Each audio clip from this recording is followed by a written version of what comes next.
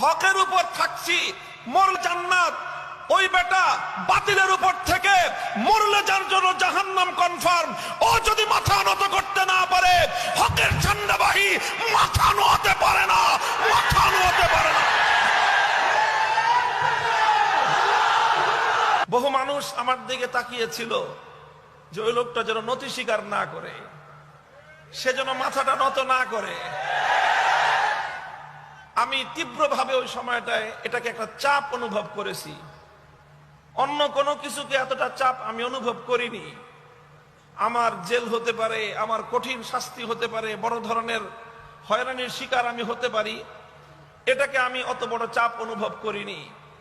আমি যেটাকে চাপ অনুভব করেছি সবচেয়ে বেশি, সেটা হলো এই যে হাজার হাজার ইমানদার, মুখলেস, নিভৃতচারী আল্লাহওয়ালা নারী, পুরুষ, বুজুর্গ, তারা সবাই তাকায় আছে আমার দিকে।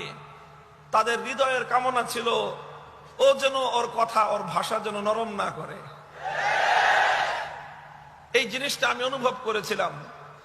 তখন আমি একটা শপথ করেছিলাম, জীবন যেতে পারে, হকের কথা বলেছি, এই কথা আমি প্রত্যাহার করব না। চেতনা ছিল আমার একটাই। হযরত ওমর ফারুক রাদিয়াল্লাহু তাআলা আনহুর একটা কথা আছে, হাদিসের পাতার মধ্যে উল্লেখিত হয়। হযরত ওমর এসে রাসূল সাল্লাল্লাহু আলাইহি ওয়াসাল্লামকে একটা কথা বলেছিলেন, ইয়া রাসূলুল্লাহ, আলাসনা আলাল হাক্কি ওয়া হুম আলাল বাতিল। হুজুর, আচ্ছা বলেন তো, আমরা হকের উপর আর ওরা বাতিলের উপর, কথাটা ঠিক আছে কিনা? হুজুর বলেন যে হ্যাঁ, ঠিকই, আমরা হকের উপর আর আমাদের শত্রুরা হলো বাতিলের উপর। এরপরে হযরত ওমর বলেন যে আলাইসা কাতলানা ফিল জান্নাহ ওয়া কাতলাহুম ফিন নার। হুজুর, আরেকটা প্রশ্নের জবাব দেন, আমরা হকের উপর থেকে যদি মৃত্যুবরণ করি, তাইলে খোদার জান্নাত হবে আমাদের ঠিকানা, আর আমাদের প্রতিপক্ষ বাতিলের উপর থেকে যদি ওরা মরে, তাহলে ওরা যাবে জাহান্নামে। কথা ঠিক আছে কিনা? হুজুর সাল্লাল্লাহু আলাইহি ওয়াসাল্লাম বলেন যে হ্যাঁ, তোমার এই কথাটা ঠিক, যে আমরা হকের উপর, ওরা বাতিলের উপর, আমরা মরলে জান্নাত, ওরা মরলে জাহান্নাম। হযরত ওমর বলেন, তাহলে ফালা মা নুতি হাযিহিদ দুনিয়া, তাহলে আমি কেন মাথা নত করব? হকের উপর থাকছি, মরলে জান্নাত। ওই বেটা বাতিলের উপর থেকে মরলে যার জন্য জাহান্নাম কনফার্ম। ও যদি মাথা নত করতে না পারে, হকের ঝান্ডাবাহী মাথা নোয়াতে পারে না, মাথা নোয়াতে পারে না।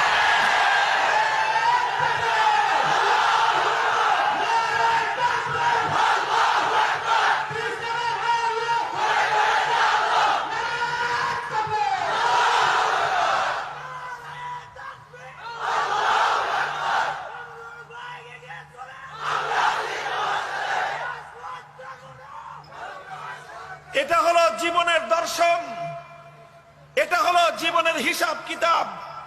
তুমি যদি বাতিলের পক্ষে থেকে তোমার সুর নরম করতে না পারো, তুমি যদি বাতিলের উপর থেকে তোমার কথা প্রত্যাহার করতে ব্যর্থ হও, তোমার কথা প্রত্যাহার যদি তুমি করতে না পারো, আমি হকের কথা, তাওহীদের কথা, কোরআনের কথা আমি কেন প্রত্যাহার করব? জীবন যাবে, রক্ত দেব, হকের পথ থেকে আমরা বিচ্যুত হতে পারি না। হিসাবে কোনো সমস্যা আছে?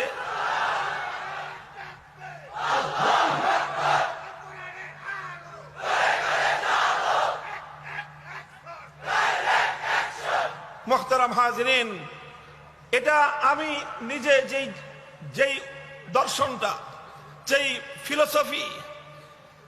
ফিলোসফি আমি নিজে ধারণ করেছি, আমি নিজে লালন করছি, আমার সময়ের প্রজন্মের সাথী যারা তোমরা আছো এবং যারা আমাদের সন্তান তুল্য যারা আছো, আমিও তোমাদেরকে পরামর্শ দিচ্ছি, জীবনে এই একটা মূলনীতি মুখস্থ করো।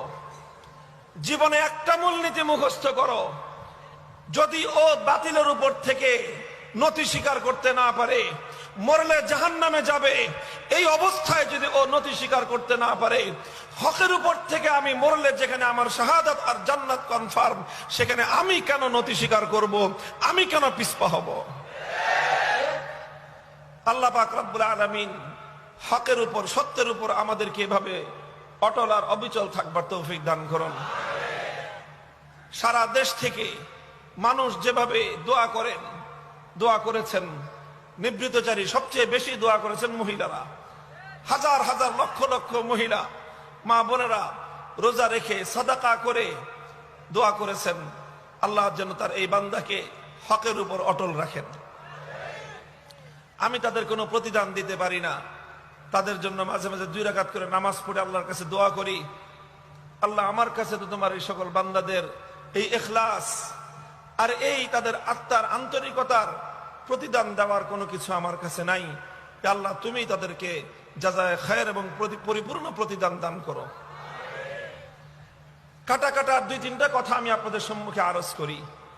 আমি আপনাদের সম্মুখে একটা হাদিস পাঠ করেছি। আল্লাহ রাসূল সাল্লাল্লাহু আলাইহি ওয়াসাল্লাম ইরশাদ করেছেন, মান লাম ইয়াতাগান্না বিল কুরআনি ফালাইসা মিন্না, মান লাম ইয়াতাগান্না বিল কুরআন ফালাইসা মিন্না। এই হাদিসের 2টি ব্যাখ্যা রয়েছে। শব্দ হলো ইয়াতাগান্না বিল কুরআন, মুহাদ্দিসিনে কেরাম এর 2 অর্থ করেছেন। এর প্রথম অর্থ হলো যে ব্যক্তি কোরআনে পাককে সুন্দরভাবে সুললিত কণ্ঠে তেলাওয়াত না করবে সে আমার উম্মত হওয়ার উপযোগী না। অর্থাৎ কোরআন তেলাওয়াত করতে হবে সুমধুর কণ্ঠে। এখন আপনি বলবেন যে হুজুর আমার কণ্ঠই তো সুন্দর না। সবার কণ্ঠ কি খুব সুন্দর হয়? তাহলে আমি কিভাবে সুমধুর কণ্ঠে তেলাওয়াত করব? এটার জবাব পরিষ্কার। অর্থাৎ তোমার যতটুকু সাধ্যে কুলায়, তোমার যতটুকু সাধ্যে কুলায়, যত সুন্দর করে তুমি পড়তে পারো ততটুকু সুন্দর করেই তোমার কোরআন তেলাওয়াত করতে হবে।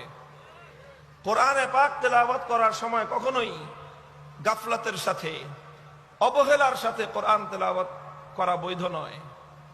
হাদিসের মধ্যে আসছে, রাসূল আকরাম সাল্লাল্লাহু আলাইহি ওয়াসাল্লাম বলেছেন, ইকরাউল কুরআন মা তালাফাত কুলুবুকুম, ইকরাউল কুরআন মা তালাফাত কুলুবুকুম। কোরআন তেলাওয়াত করো ততক্ষণ যতক্ষণ কোরআন তেলাওয়াত করতে অন্তরের মধ্যে স্বাদ লাগে, মনে মজা লাগে। স্বাদ নিয়ে নিয়ে তেলাওয়াত করো। হ্যাঁ, তেলাওয়াত করতে করতে যদি ক্লান্তি অনুভব হয়, শ্রান্তি অনুভব হচ্ছে, হ্যাঁ পরিশ্রান্ত হয়ে যাচ্ছ, তখন আর তোমার কোরআন তেলাওয়াতের দরকার নেই, তখন গিয়ে তুমি বিশ্রাম করো। আবার যখন ফুরফুরে থাকবে তোমার স্বভাব, তোমার শরীর, তোমার দেহ মন যখন সতেজ থাকবে, তখন আবার ফুরফুরে স্বভাব নিয়ে সুমধুর কণ্ঠে কোরআনে পাকের তেলাওয়াত করো। অর্থাৎ কোরআনের তেলাওয়াতের ব্যাপারে আল্লাহ রাসূল সাল্লাল্লাহু আলাইহি ওয়াসাল্লাম উম্মতকে যে নির্দেশ দিয়েছেন সেটা হলো কোরআন তেলাওয়াত করতে হবে এক একজন ব্যক্তির পক্ষে যতটুকু সুন্দর করে তেলাওয়াত করা সম্ভব।